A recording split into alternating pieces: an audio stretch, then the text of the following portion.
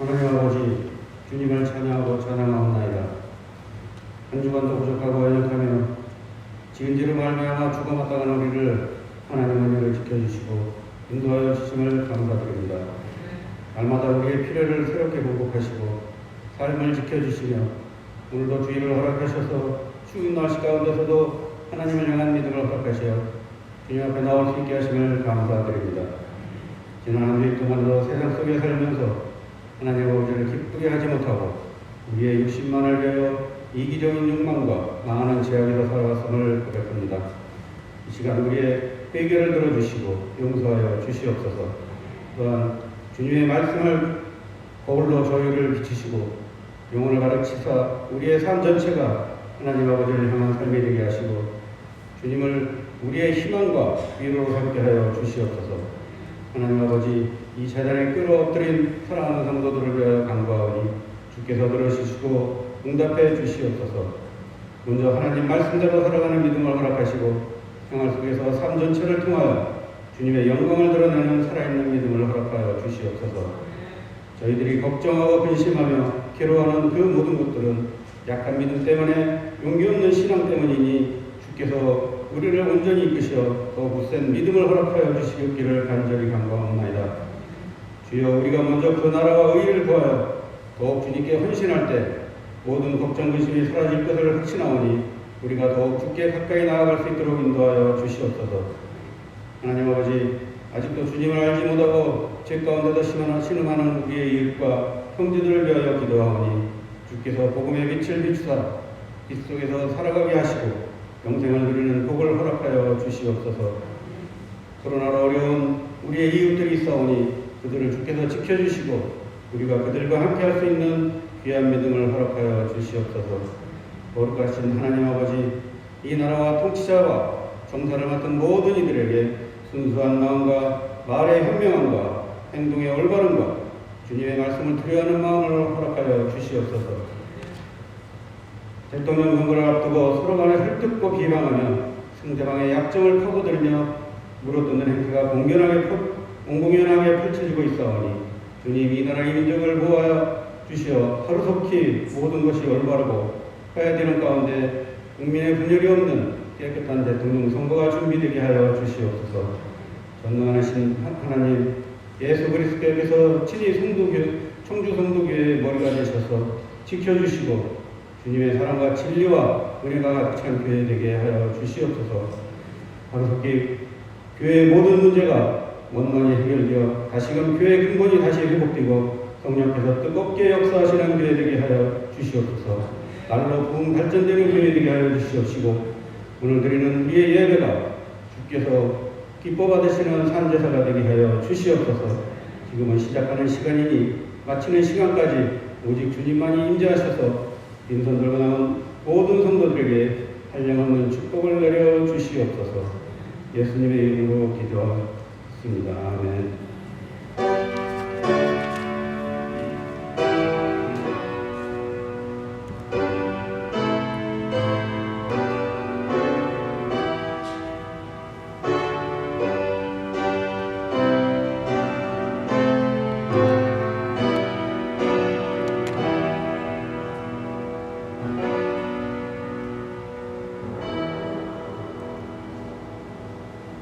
함께 성경 봉독하도록 하겠습니다. 오늘 하나님께서 우리에게 주신 말씀은 예레미야 이가서 3장 19절부터 26절 말씀입니다.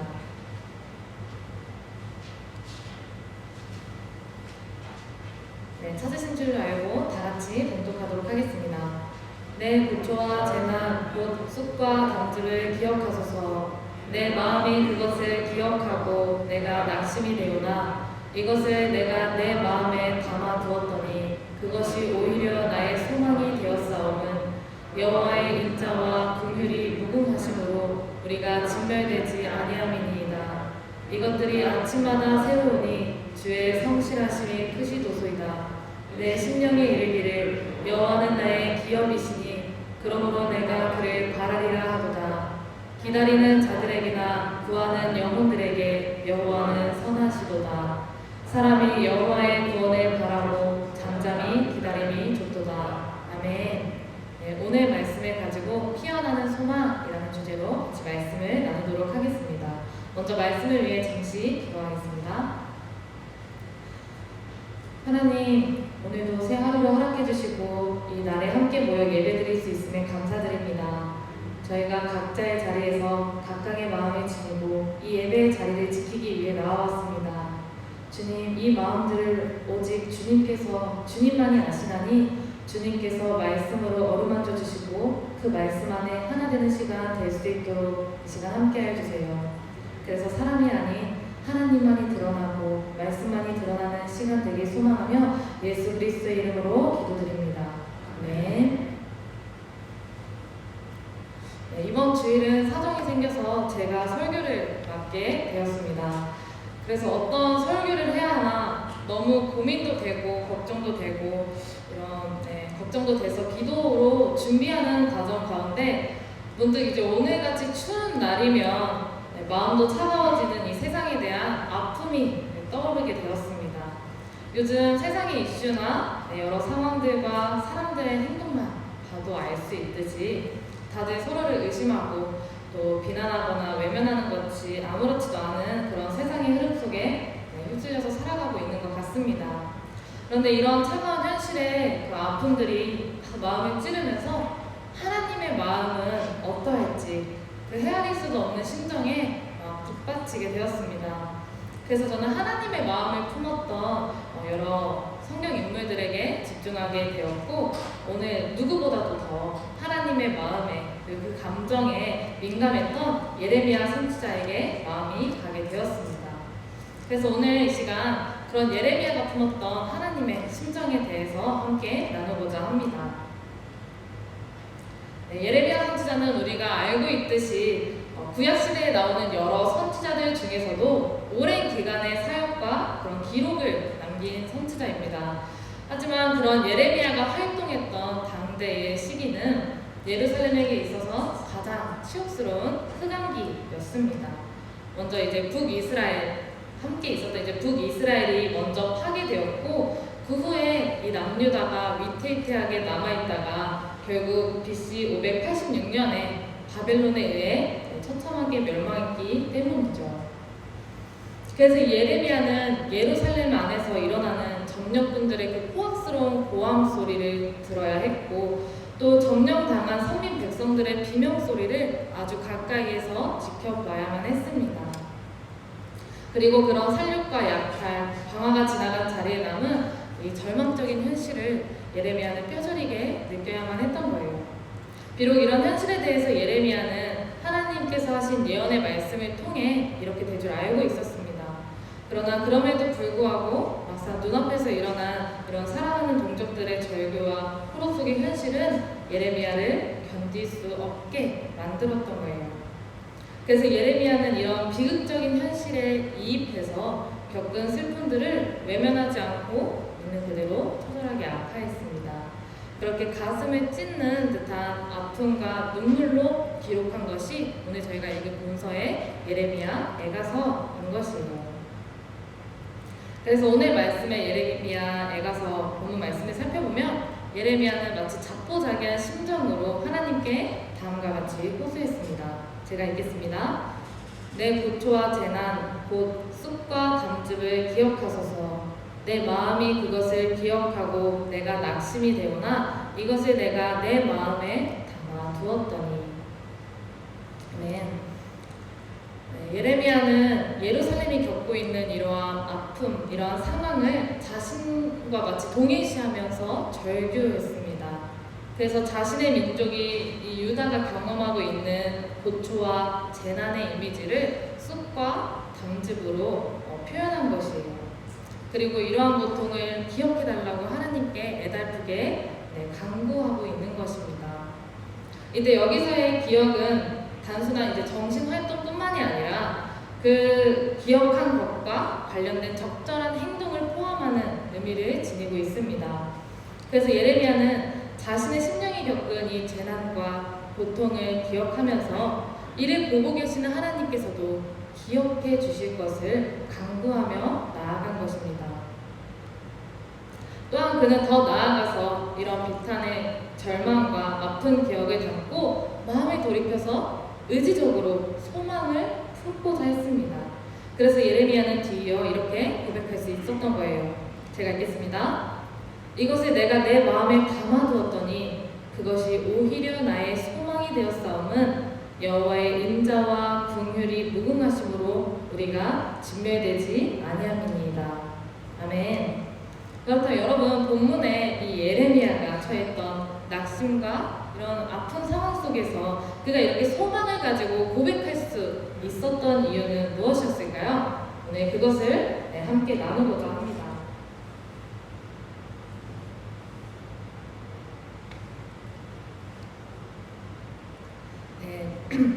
예레미야가 이런 절망적인 상황 속에서도 소망을 고백할 수 있었던 이유는 먼저 좀 전에 말했던 기억하는 것에 담겨 있습니다.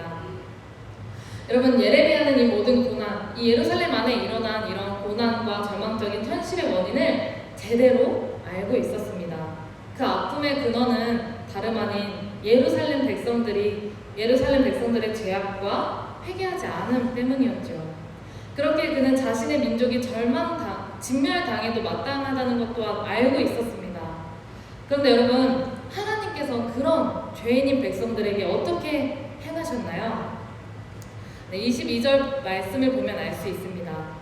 여호와의 인자와 긍휼이 무궁하심으로 우리가 진멸되지 아니함이니이다 라고 고백했습니다. 여러분, 하나님께서는 그 백성들을 공의롭게 심판하셨지만 백성들이 지은 죄악대로 아주 진멸하여 벌하지는 않으셨습니다. 도리어 그들을 남겨두어서 다시금 하나님의 백성으로 회복할 수 있는 기회를 심어주신 것이에요. 이처럼 예레미야는 먼저 지금까지 겪었던 그 고난의 시간들과 그 아픔을 마음에 새기고 생각하며 기억하는 과정 속에서 소망의 근거를 발견할 수 있었습니다.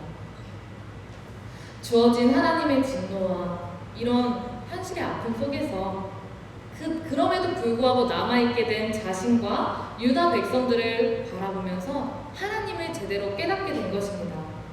그래서 예레미야는 그런 하나님을 인자와 긍휼이 많으신 하나님으로 고백했습니다. 하나님의 인자하심과 그 긍휼하심이 과거에 이 백성들과 맺은 언약으로 그 언약의 신실함으로 지금까지도 포기하지 않으셨다는 것을 깨닫게 된 것이에요. 네, 성도님들, 이러한 예레미야의 통찰력을 우리가 주목했으면 좋겠습니다.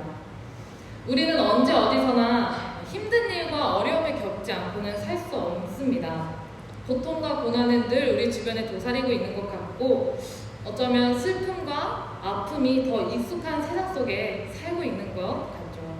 그런데 여러분, 그런 벼랑 끝에서 우리가 떨어지지 않으려면 방법은 단 한 가지입니다.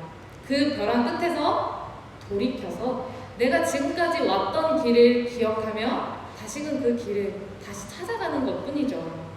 이처럼 여러분, 우리가 나의 관점과 나의 시선에서 돌이키면 지금까지 나를 포기하지 않고 지켜주신 하나님의 손길을 깨달을 수 있습니다. 하나님께서는 자신의 백성들을 끝까지 포기하지 않았던 것처럼 여기 계시는 성도님들 한 분 한 분 또한 포기하지 않고 붙들어주고 계심을 기억하는 시간 됐으면 좋겠습니다. 이렇게 인자와 긍휼이 많으신 우리 하나님을 마주할 때 우리는 절망적인 현실 속에서도 하나님을 향한 소망을 품을 수 있습니다. 그럴 때 우리는 앞이 보이지 않는 막막한 현실 속에서 한 줄기 빛을 맞이할 수 있는 것입니다. 네, 그래서 예레미야는 그 캄캄한 어둠을 지나 새벽이 되면 해 한 줄기 빛이 떠오르듯이 성실하게 일하시는 하나님을 깨닫고 다음과 같이 고백할 수 있었습니다. 우리 23절 말씀 다 같이 한번 읽어볼까요? 이것들이 아침마다 새로우니 주의 성실하심이 크시도소이다. 아멘. 네, 비록 여러분 예레미야가 처한 현재의 상황은 어땠습니까? 현재는 캄캄한 흑암같이 알 수 없고 불안하고 두려웠지만 그는 거기서 멈춰있지 않았습니다.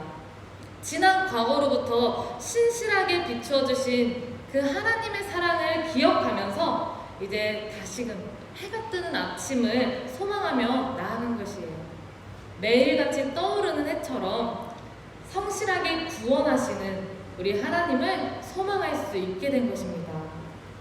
예, 여러분 잠시 일출의 이미지를 생각해 봤으면 좋겠습니다. 네, 사실 제가 이번이 되어서요, 제 짧은 인생에 처음으로 이 일출이란 걸 제가 마주해 보았습니다. 그동안은 제가 뭐 별거 있겠어? 라고 하는 마음에 일출을 기다리는 게 사실 좀 귀찮고 춥고 그런 불필요하다고만 저는 생각해 왔었거든요. 그런데 그 귀찮음을 참고 나갔을 때는 저렇게 점처럼 처음에 빼꼼하고 이제 해 빛이 드러나더니 점차 이렇게 주황빛깔을 뽐내면서 등장하는 일출의 모습을 볼 수 있었습니다. 그리고 이런 광경을 보면서 저는 감탄을 할 수밖에 없었어요. 힘차게 이렇게 떠오르는 것처럼 보이는 그 해의 웅장함과 그 주변에 밝게 비추는 그 따스함을 경험하고서야 이 일출의 아름다움, 이 해가 또다시 아침에 뜨는 그 하나님의 섭리와 아름다움을 저는 깨닫게 된 것입니다. 그런데 여러분, 이렇게 새로 뜨는 일출을 보기 위해선 준비가 필요합니다. 시간에 맞춰서 일어나야 하고 또 준비해야 하는 마음가짐을 가져야 하고 또 아니면 집에서 있으면 커튼을 열고 문을 열어야 아침을 맞이할 수 있죠.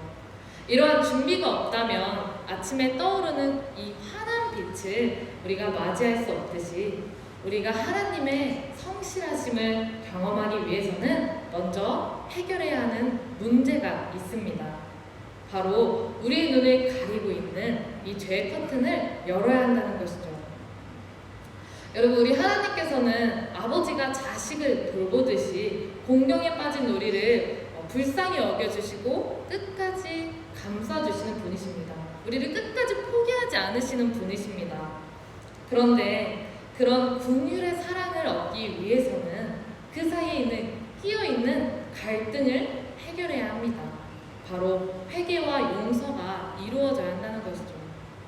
그래서 여러분, 우리가 우리에게 주어진 각자의 상황 속에서 주어진 그 고난의 문제, 아픔의 문제를 해결하고 싶다면 그 아픔의 원인을 놓고 하나님께 간절히 기도해야 합니다. 그리고 그런 기도 속에서 우리의 잘못들이, 나 자신의 잘못들이 드러나게 된다면 그때는 순종함으로 회개해야 하죠. 그래서 회개를 통해 우리가 어두웠던 지난 일을 마음에 품고 마음에 담고 일어날 때 비로소 우리를 향해 밝게 비추이는 하나님의 구원하심을 우리가 경험할 수 있다는 것입니다. 그래서 우리는 그런 과정을 통해 우리를 향해 늘 신실하시고 변함이 없으신 하나님의 성실한 은혜의 빛을 온전히 누릴 수 있는 겁니다. 이처럼 여러분, 우리가 지금까지도 우리를 포기하지 않으신 하나님을 믿고 또한 앞으로도 우리를 향해 성실하게 구원해 주실 하나님을 믿는다면 이제 다시금 현재로 돌아와야 될 것 같아요. 여러분, 예레미야의 현재의 상황은 어떻습니까?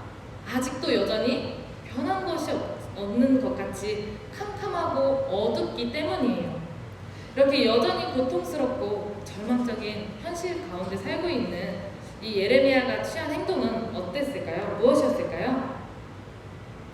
예레미야는 다음과 같이 선포했습니다. 24절부터 26절 말씀 한번 다 같이 읽어볼까요? 내 심령에 이르기를 여호와는 나의 기업이시니 그러므로 내가 그를 바라리라 하도다. 기다리는 자들에게나 구하는 영혼들에게 여호와는 선하시도다. 사람이 여호와의 구원을 바라고 잠잠히 기다림이 좋도다. 아멘.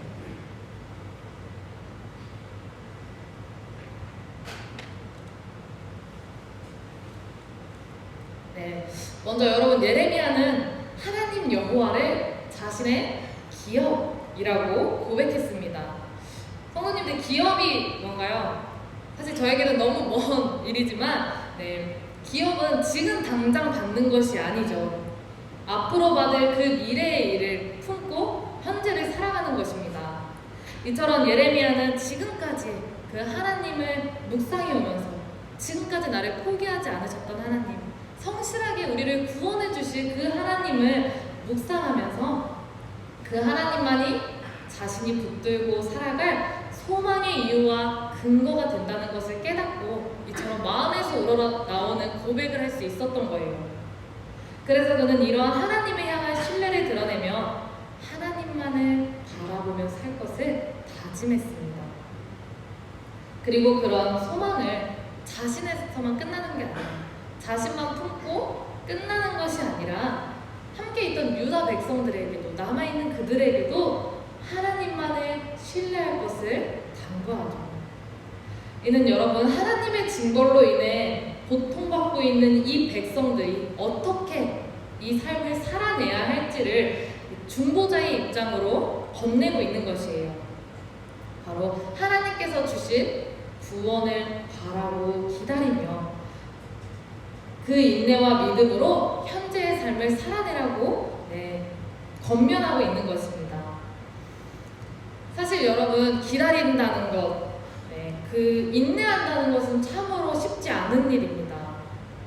그렇기 때문에 구약 성경에 등장했던 대부분의 인물들이 지녔던 위대한 믿음의 표현으로도 그 인내가 설명되죠. 많은 인물들이 있습니다. 아들을 간절히 바라며 기다렸던 아브라함, 그리고 인내의 아이콘 욥도 있고, 또 그 인내로 백성들을 이끌었던 모세도 있죠. 또한 더 나아가 오늘 저희가 읽었던 히브리서 11장 그 말씀을 보면 믿음의 인물들이 쭉 나열되어 있는데 그들의 공통점 역시 꾸준한 인내와 기다림이었습니다. 그리고 그 결과는 어땠나요? 좋은 소식과 구원이었죠. 그래서 예레미야는 환난과 고난 중에도 하나님께서 얼굴을 가리시는 것 같은 상황 속에서도 구원을 소망하며 믿음을 가지고 기다리면 마침내 하나님께서 그 선한 모습으로 구원을 드러내실 것을 선포하고 있는 것입니다. 이처럼 여러분, 하나님께서는 우리를 향해 단 한순간도 악한 적이 없으신 분입니다. 한순간도 악을 품고 우리를 대한 적이 없으시는 분이에요. 다만 유다 백성들이 겪은 이러한 아픔과 그런 현실은 자신들이 자초한 징벌이었고 그 와중에서도 하나님께서는 선하셔서 그들을 남겨두었던 것입니다. 그렇게 예레미야는 그들이 겪고 있는 이런 징벌의 상황 속에서 원망하거나 하나님께 막 불평하는 것이 아니라 온전한 하나님의 선하심을 믿고 의지함으로 인내해야 한다는 사실을 백성들에게 안내한 것입니다. 그래서 우리는 이러한 예레미야의 고백, 이러한 예레미야의 안내를 따라서 하나님의 선하심과 구원을 바라며 잠잠히 인내해야 합니다. 비록 여러분, 우리의 주변은 어떻습니까? 우리의 주변은 시끄러운 일들의 연속이고 절망스러운 현실이 계속되고, 그래서 막 불평불만을 하나님께 토로하고 싶고 괴로움이 가득 차서 방황하고 싶을 때에도 오늘 이 예레미야의 안내처럼 인내하며 우리의 마음을 지켜내시길 바랍니다. 그 인내를 통해 우리를 포기하지 않았던 하나님의 사랑이 여전히 성실하게 우리를 위해 일하고 계심을 믿음으로 현재를 살아내는 여러분들이 되시길 바랍니다. 그래서 우리의 모든 해답이 되시는 그 하나님만을 구하며 잠잠히 인내와 기도로 우리의 자리를 지키는 청주 성도교회 성도님들이 되시길 소망합니다. 그런데 여러분, 지금까지의 이런 예레미야의 중보자적 호소에도 불구하고 이스라엘 백성들과 하나님의 관계는 좀처럼 회복되기 어려웠습니다. 이 이스라엘이 멸망하고 나서도 그 긴 시간을 하나님과 떨어져 그 관계 회복하지 못하고 사는 게 정말 그 의감기가 많이 있어요. 그 구약과 신약 사이에 그 어두운 시절이 있죠. 백성들은 그 긴 기다림을 기다릴 수 없었고 견딜 수 없었고 이 현실을, 이 참담한 현실을 믿음으로 이겨내기엔 그들은 너무 약했기 때문입니다. 연약했기 때문이에요. 그래서 여러분, 하나님께서는 그런 기다림을 끝내고 하나님과 우리 사이를 이어줄 완전한 중보자로 이 땅에 오셨습니다. 바로 예수 그리스도이시죠. 예수님께서는 하나님의 마음을 지니고 이 땅에 오셨습니다. 그래서 이 고달픈 현실에 억눌린 우리를 먹이시고 회복시켜 주셨습니다. 그렇게 우리의 모든 아픔을 예수님께서 직접 오셔서 치유해 주시고 우리의 슬픔들을 닦아주시고 하나님의 말씀을 깨닫지 못했던 불쌍한 우리를 위해 직접 그분의 삶으로 우리의 눈을 열어주셨던 것입니다. 또한 여러분, 그런 중보자 예수님의 성실하신 사랑으로 우리를 위해 그분이 자신의 목숨까지도 포기하셨기 때문에 하나님과 우리의 관계가 비로소 화목해질 수 있었던 것입니다. 그래서 여러분, 우리는 이런 예수님의 중보자 되심을 믿음으로써 이제 하나님께 나아갈 수 있는 것이죠. 또한 여러분, 그런 예수님께서 천국으로 다시 하늘의 보좌로 올라가시면서 우리에게 무엇을 보내주셨습니까? 성령님을 보내주셨습니다. 그 성령님을 통해서 우리가 오늘 말씀을 깨달을 수 있고 우리를 위해 대신 기도하시는 그 성령님의 능력으로 우리가 함께 이 자리에서도 함께 한마음 한뜻으로 기도할 수 있는 것이죠. 그래서 여러분, 우리는 이렇게 힘들고 아픈 상황 속에서도 소망을 잃을 수가 없습니다. 예레미야처럼 그 힘들고 어려운 상황 속에서도 소망을 고백할 수 있습니다. 왜냐하면 우리가 기도할 때 하나님께서는 다시금 우리의 기도를 들어주시고 성실하게 일해 나가실 것이기 때문입니다. 그리고 그런 하나님께서는 포기하지 않는 사랑으로 성실하게 우리를 일으켜 주실 것입니다. 할렐루야. 네, 이러한 오늘 말씀을 붙들고 이 어려운 현실 속에서 소망의 이유가 되시는 우리 하나님께로 한층 나아가는 시간이 되시길 소망합니다. 네, 그러면 우리 같이 이런